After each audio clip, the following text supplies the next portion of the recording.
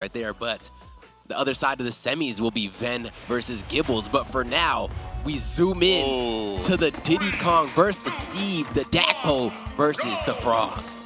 Yeah, and Frawg actually gonna open things up here with Steve and not the trademark Bayonetta, which is really funny because I know that Frawg, or I don't know if they still are, but I know Frawg and Chase used to be pretty close, and I know Chase, he opens up against Dakpo using Steve as well. So I don't know if they came together and agreed that Steve versus Diddy was just a beast matchup or what, but maybe Dakpo hates Steve and it's the perfect tilt to just keep him off his game. Like, oh, they're really just picking Steve against me. Yeah, I mean, honestly, Steve could be a bit of an overwhelming character because there's just so many options, but ultimately, it looks like those options might be working against Frawg here in that game one.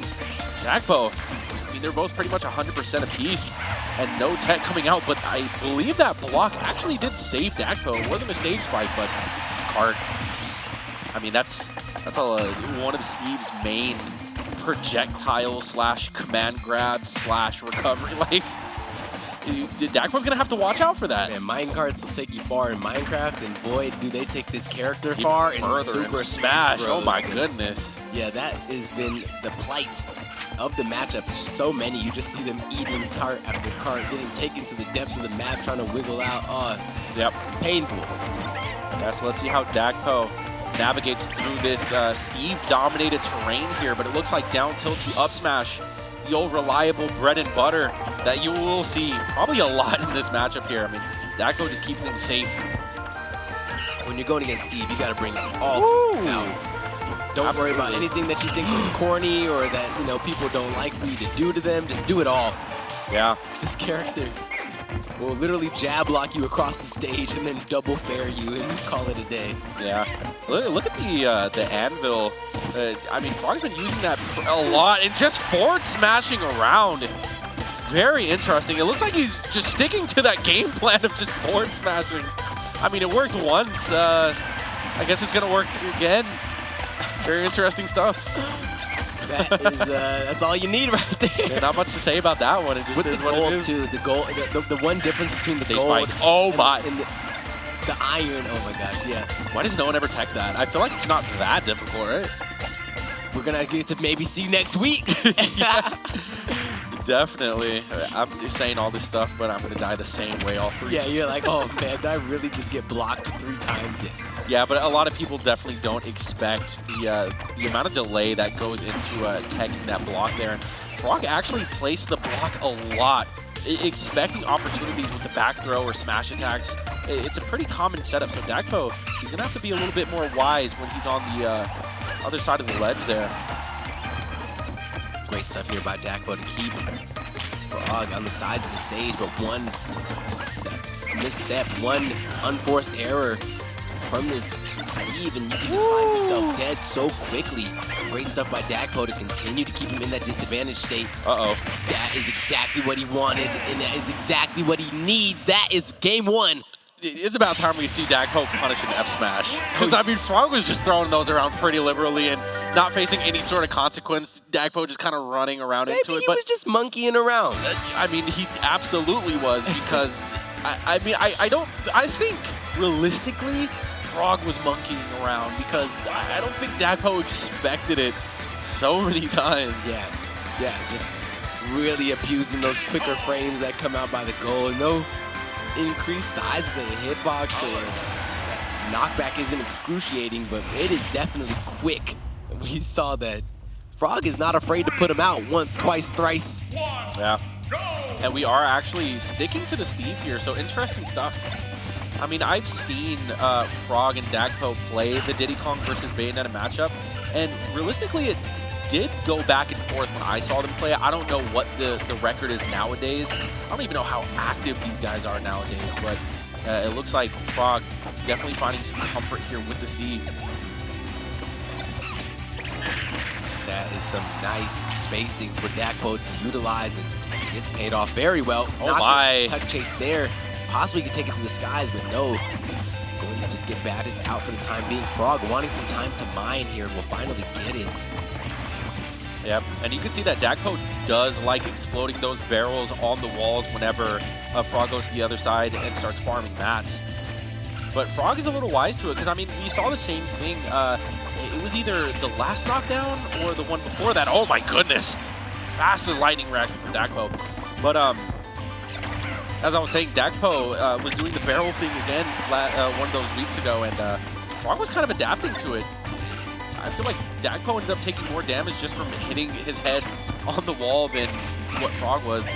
Yeah, he was doing like the double layer wall, right? If I'm not mistaken, I don't even think it was double layered. I think he would just place the wall, then jump away. It was like one block, and then the wall being like after that one block. So yeah, like the spacing was just too good. Yeah, some clean stuff always. Like now, I love that ability by the ski player to really craft out a win condition for yourself in a lot of these matchups. You look at it on paper, it's like, okay, Dakpo should have the tools to deal with this character, and he's showing that he has the game score on it. But wait, it's just something about the comebacks that this character brings out. F smash. Yeah, Frawg is going for these hard reads right now, but Dakpo able to monkey flip, find his footing, and again it goes untech, and unfortunate as the Frawg in the player cam looking completely befuddled. Yeah, I feel like that's the best way to describe it. He was quite befuddled. Thrown for a loop, and there's going to be a huge hill for him to climb here now, as he does have to clean up this second stock by Dakpo still, who is playing very well. You're seeing the movement that Fo spoke on earlier that Dakpo is so clean with, just being utilized fully here. Great banana into punish. Combo. Yeah, Dakpo really putting on the pressure.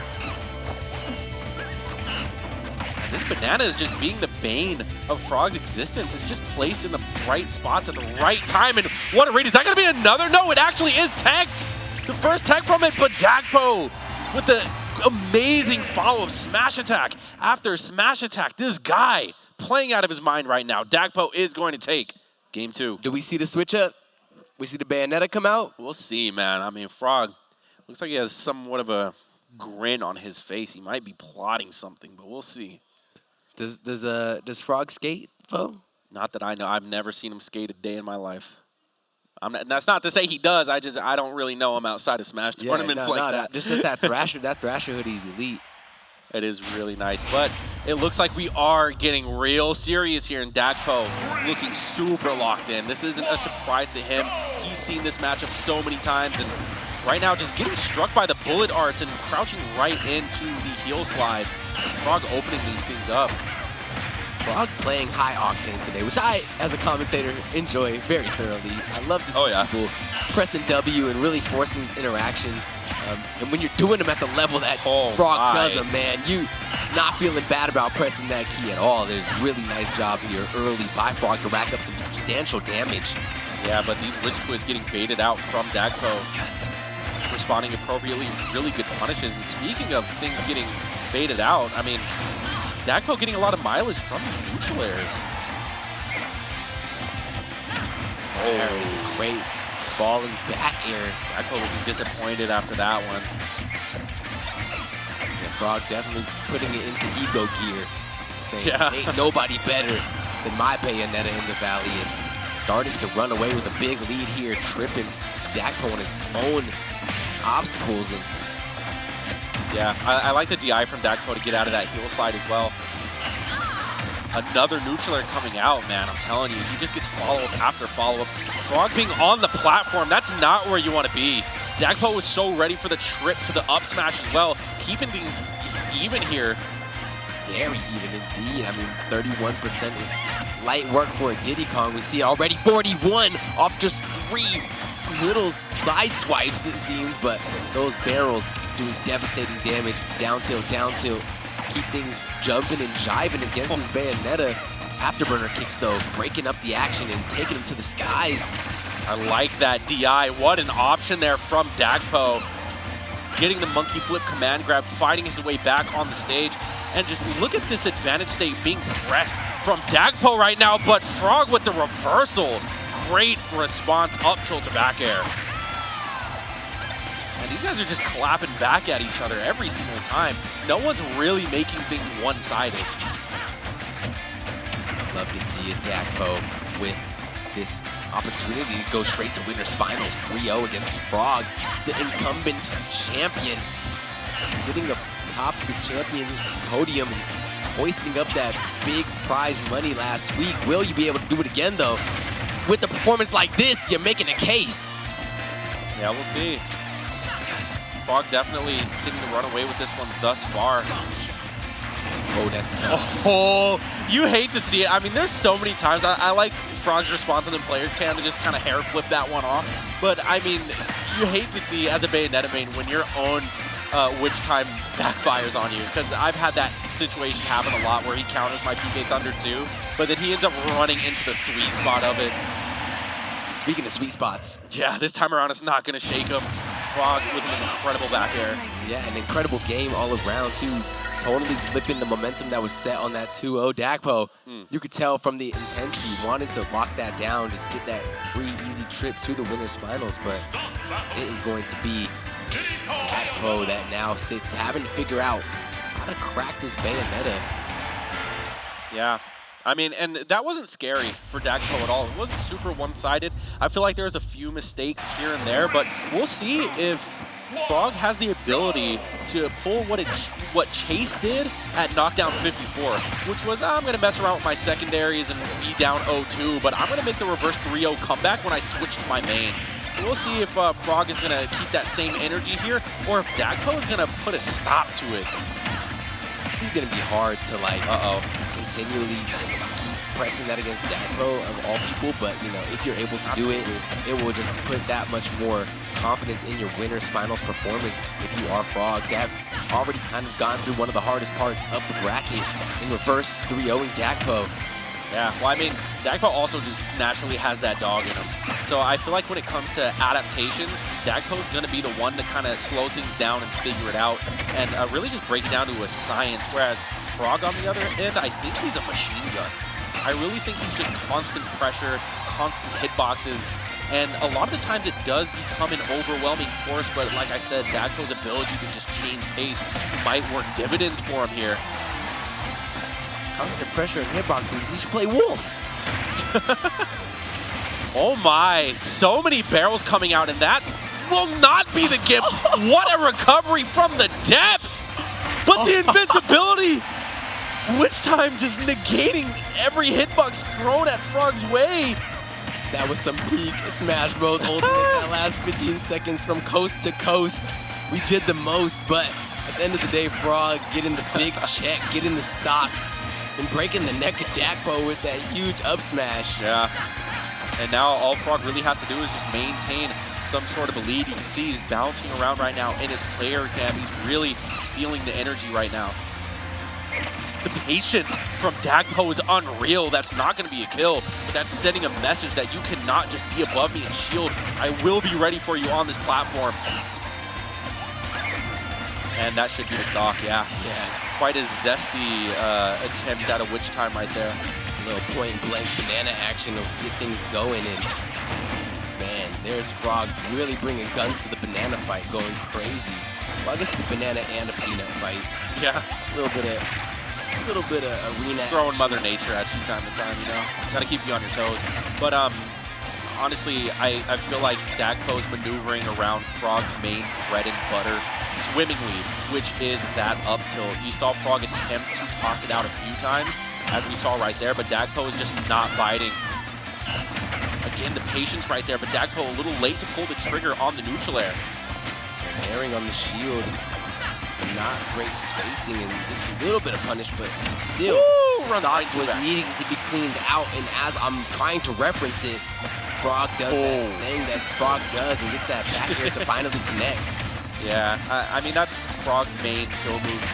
Well, actually, his main kill move is back air. That's how he gets most of his early stocks, and a lot of times he does like to combo it out of the up tilt, but sometimes he'll just kind of throw it out if he notices that you are being pressured against the ledge. Oh my, that might be the stock. Frawg is finding kind of nothing right now, but he does end up landing one hit. I know that was really hard to tell what was going on there. If you are not experienced in watching Diddy's play, you probably don't know, but Dakpo had latched onto the wall extremely low in the magnifier, and you saw so many hitboxes coming out from Frawg, and again, that's the machine gun that I'm talking about. He's just throwing out hitbox after hitbox until eventually Dakpo's just square out options. Sees that banana at the ledge, he says, that's go mode. gets the slow and starts to really put that pressure to the neck, even if it doesn't add up to what Frawg wants in the moment, still gonna go for it. And I love to see that killer instinct really engaging, and that's what's starting to break him apart here in this part of the bracket, in this, you know, consistent first place testing results. I mean, if he gets the winner's finals, he could almost kiss that trophy, you know, that's a big step towards getting at least second place. Yeah, this is huge. But I mean, still, the set can't go either way because both these guys know each other's playstyles really well.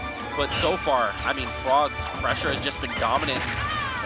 Dakpo has had 3 games, or at least two so far, to adapt to this Bayonetta. So we'll see what kind of adjustments will be made here on the end of Dakpo.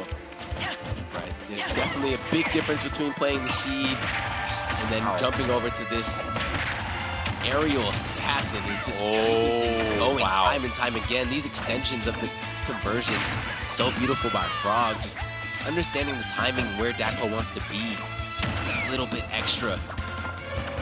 Absolutely. And that which time into the banana right there isn't going to be anything terrible punish-wise, but I mean, Frawg's really going to have to just start respecting that option. Oh, speaking of respect, running into that down air. Hammer. All right, down the heel. Ooh, and making the deal with the pinwheel is the Diddy Kong, though. Yeah, if Frawg would have landed that downward afterburner kick on the shield, he actually would have been safe, but that was an excellent spot dodge from Dakpo, and right now he's doing some pretty big raw damage here. Frawg not completing his witch twist combo there, which is very out of character, enabling Dakpo to just seemingly make a reversal. A lot of patience coming out. We're all just looking for opportunities to take over the neutral right here, but Dakpo's attacking Frawg from every direction right now.